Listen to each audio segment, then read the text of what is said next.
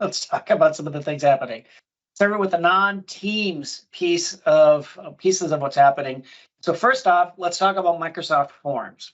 So Forms in this particular rollout here, starting now going into late May, you're going to be able to have the ability for users to be able to edit their responses after submitting.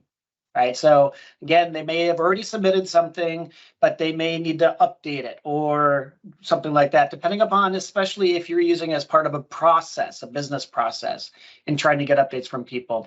So this is something that is an option that can be allowed, number one, through admins can allow or not allow this to happen. But then when they're allowed, there is going to be a checkbox there to allow recipients to edit after submission.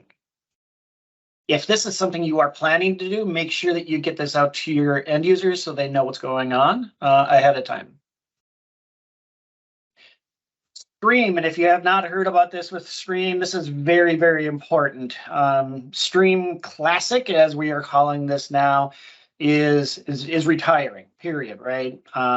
It's actually retiring, and part of this is the ability to upload stuff into Stream Classic. It's not stopping in May here, May 15th.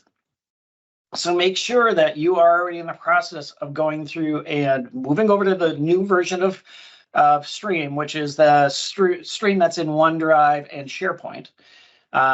Understand that this piece, which is the upload and other features, are going to be discontinued in Stream Classic as we get closer and closer to everything shut down. Understand with this particular one, you can push this out until May 15th, but you have to go through that process. The post actually tells you how to be able to do that. And it gives you more detail as far as the migration process. Again, if you are doing this or utilizing Stream Classic at all, you should have been moving things over. This is been talked about a lot, but important for you guys to make sure you keep everything in place. All right. Viva Connections dashboard customization. This is coming out here early May here, should already start seeing it to the end of May. And this is really, if you want to be able to allow users to be able to customize their personal dashboard, right? Excuse me, sorry, somebody was posting about Stream, and I'll get to that here, Chris, and you're absolutely correct, unfortunately. This allows you to customize your Viva dashboard in the Viva Connections mobile app. So it's literally the ability for an end user to be able to customize what they're seeing in the Viva dashboard. And this is something that admins can disable, so that can't happen, right? So they can disable this, basically this checkbox, right? So the ability to allow users to rearrange and hide dashboard cards, which is this part here. Very hard to see right there. That's what that allows. And if you have it disabled, you're not even going to be able to see that. If it's enabled, right, then you can be able to turn that on or off as needed. Right now, in this case, it's off. So make sure that you're letting your users know that that's a possibility and how they're able to adjust their settings in their dashboards. So going back to Chris, yeah, completely agree. That is one thing I know that from a Stream perspective, they are working on trying to get that in parity, but you're correct right now. You're going to have to do some of that stuff outside of Stream to be able to be able to trim those videos. Absolutely. All right, let's jump into Teams. So Teams, this is a big update, guys. If you haven't seen this, any advertisements about this, this is important for you guys to know. So rollout's happening. This is the new channel experience, and this is starting to roll out in standard and GCC here in June, right? Going through June, and then GCC HD DoD. This is going to be in July. But it is literally kind of that revamp of how channels work. And what you're going to see is you're going to see a couple different things. Number one, you're going to see way at the top, you're going to be able to start your posts up here, right? That's going to be the first thing you're going to notice. The other thing you're going to notice is all your new posts are going from the top on down. So you see the latest and greatest on the top side. The other piece that you're going to notice on the far right-hand side over here is the fact that you're going to be able to see channel detailed information, like who are the members, description. You're going to be able to see things like what was pinned, if there's anything pinned in that channel, or if there are any changes that have happened in that. They're also going to simplify things like badging. So it's a lot easier to be able to see what's going on. So example here, somebody was mentioned in this particular thread. The other thing that you're going to see too is in your activity, when you click on an activity, it will actually take you to the threaded conversation or that conversation itself without all the other conversations. So it's basically a focused view of that particular conversation. You can then do the same thing. You can go into that conversation that's in that channel, and you can even pop that out into another window if you need to. All right, so there's a lot of changes happening. This is big. Make sure that you understand what these changes are. Make sure you update your end users to know what's going on before this happens. But a lot of big things happening on this one. Another thing that's happening on the team side is together mode usability improvement. So if you're familiar with the whole idea of together mode, right? So in together mode, you can have different videos that are on, and then they're going to be placed into different seats. Well, one of the things is that we heard back from people that the fact is that if there was emoticons or, hey, who's that person, right? That kind of stuff, we lose it when we go into together mode. So this feature, which is happening here, May for targeted and public, standard's going to get it in June, and then GCCH and DoD are going to get there in late June, or mid-June to late June, is those things. You're going to get a nameplate that's going to be on that particular person's name, face. And whatever they have for their video. You're going to be able to see emoticons with that. You're going to be able to see who the active speaker is associated with that. So you're going to see the name label is going to show a lot more information than what meets the eye, right? Things like raising hands is also going to be a part of that whole process as well. So again, major change happening with this. If you guys are using together mode, make sure people know what's going on that side of things.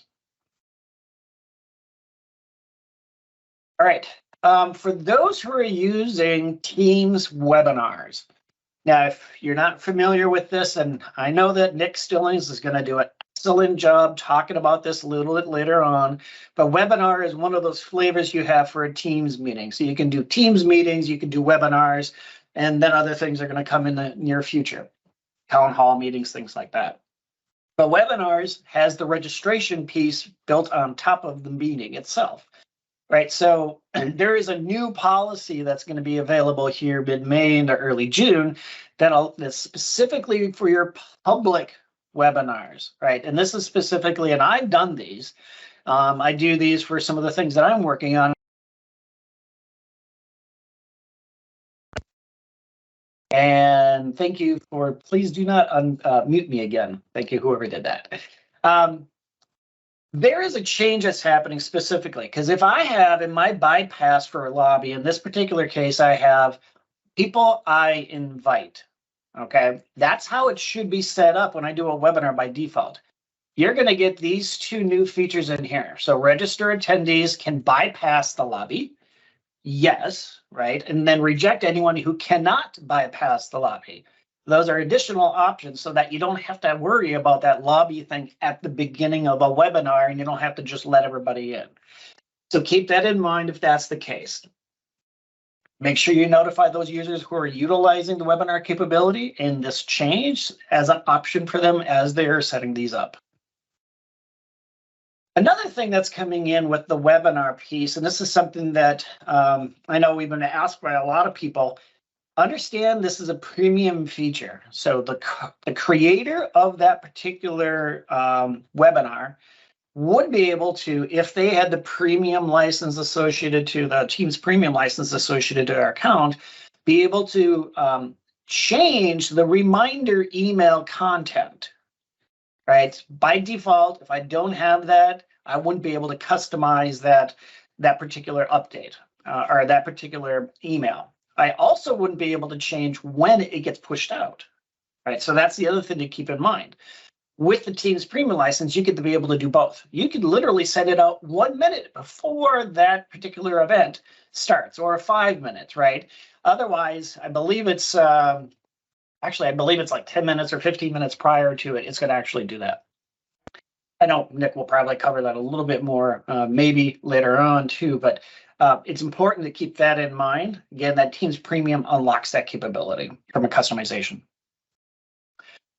All right, another one. This one I've been using Teams breakout rooms for a while now, ever since they came up, and they've been just improving steadily different capabilities to be able to have the have a breakout room manager was important. To be able to have a co-organizer for that particular meet, be able to do all the same things from a breakout room as organizer. Those things have been great. This one, to be able to shuffle your participants, has been another one of those features that people have been looking for. So targeted public coming here in mid-May to late May, standard mid-June to late June, GCC, DoD early July to mid-August. And it is, again, for the organizer, co-organizers, or the breakout room managers to be able to do this. And they'll be able to shuffle your participants, right? Random shuffle. And then shuffle unassigned participants. So if you have unassigned participants, right, in this case, you see here, they haven't been into a room because they came in late. Now you can be able to add them in there after the fact. So again, make sure that those people who are utilizing these features know about this change and then be able to utilize it. So outside of the Teams meeting side of things, let's talk about Teams app for a second. There's a feature coming out here early May to mid-May for customers who are originally got, because this is actually something that's been, it used to be called Zero Touch App Install and got renamed to Auto Install Approved Apps, or AAA. Those people who received that originally would be able to get the, you're already starting to get this. You're already seeing this early May to mid-May. New customers who didn't originally get that message, you're going to be getting that mid-May to early June.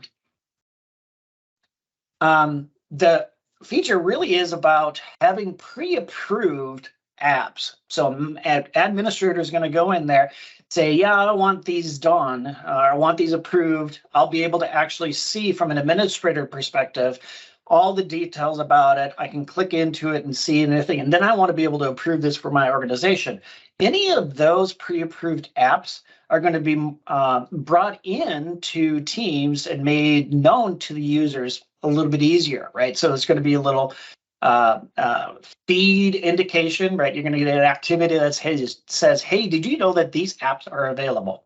And it's all based off of user activity and what relevancy they have to what they're doing. It just makes it more information for those users, and if it's applicable to what they're trying to do. Admins can turn off the AAA through Teams admin policy. So that's an opportunity for them, and then just let people know that this is coming out.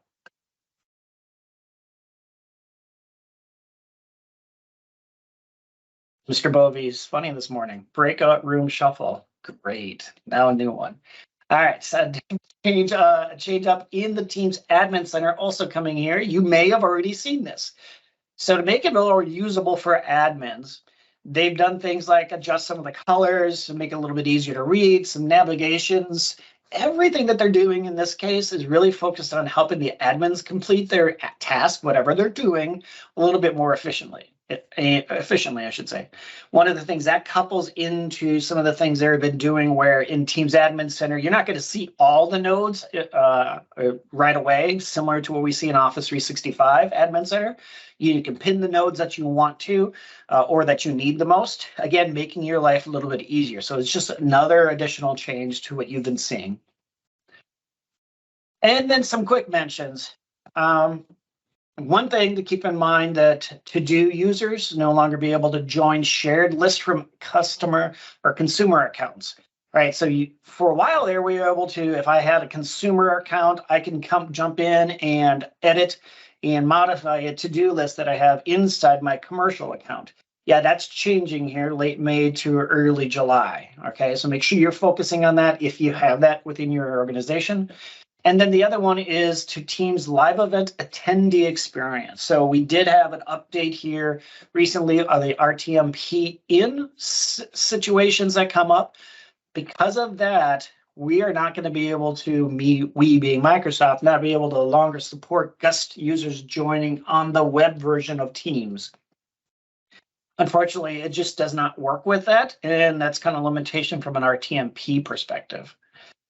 A lot of updates, updated messages. A couple of them I want to point out is the first one, which is the bookings endpoint URL for customers. If you're using bookings, by the way, make sure that you see this and look through it, because it is a physical change of the URL.